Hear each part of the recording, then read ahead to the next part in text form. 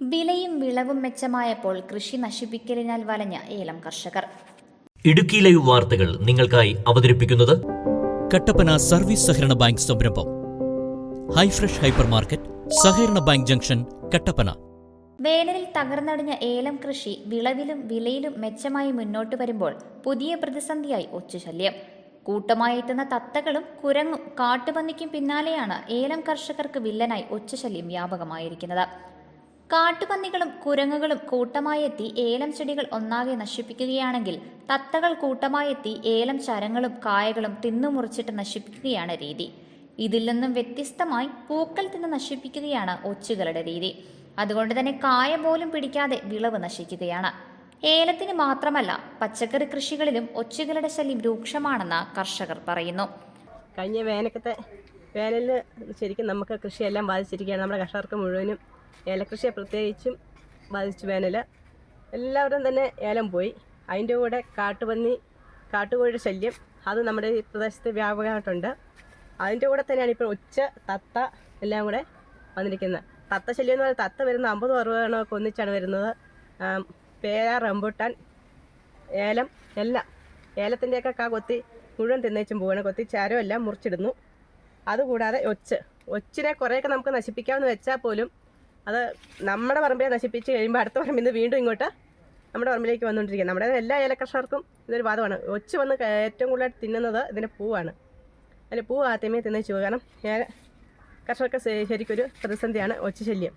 അതുപോലെ തത്ത ഏലം മുഴുവൻ നശിപ്പിക്കുകയാണ്. ഒച്ചിനെ നശിപ്പിക്കാനായി ക്യാബേജ് ഇലകളും മറ്റ് കീടനാശിനികളും തളിച്ച് കൃഷിയിടത്തിൽ വെച്ച ശേഷം അവയെ ആകർഷിച്ച് ഭക്ഷണമായി നൽകി കൊല്ലുകയാണ് കർഷകർ ചെയ്യുക.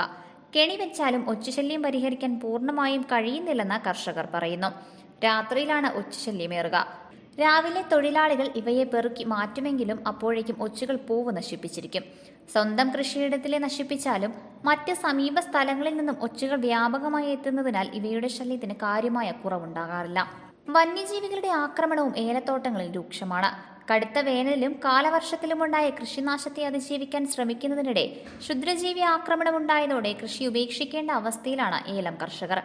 ഏലക്കാടുകളിലെത്തുന്ന മുള്ളൻപന്നി ഏലച്ചെടികൾ കടിച്ചു മുറിക്കുന്നുണ്ട്.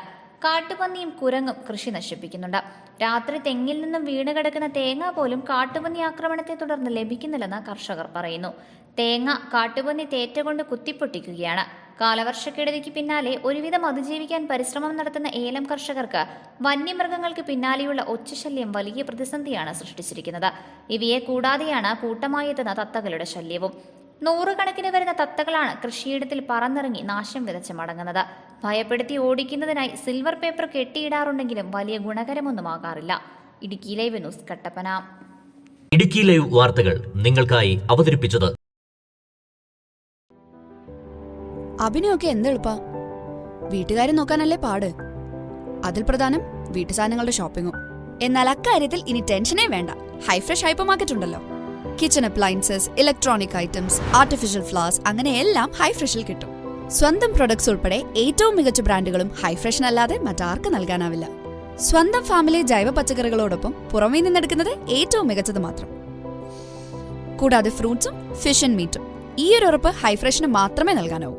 Cosmetic items, toys, ladies and kids wear, sports items എന്നിവയുടെ വിപുലമായ ശേഖരം. പിന്നെ ഇടയ്ക്കിടയ്ക്ക് ഇവിടെ കോഫി കുടിച്ചിരിക്കാൻ ഇവിടെ ബേക്ക് ഫാക്ടറി ഉണ്ട് കേട്ടോ. അപ്പോൾ ഇനി വീട്ടുകാര്യങ്ങൾ നിറവേറ്റാൻ ഫ്രഷ് ആൻഡ് ബെസ്റ്റ് ചോയ്സ് അത് ഹൈഫ്രഷ് ഹൈപ്പർ മാർക്കറ്റ് തന്നെ.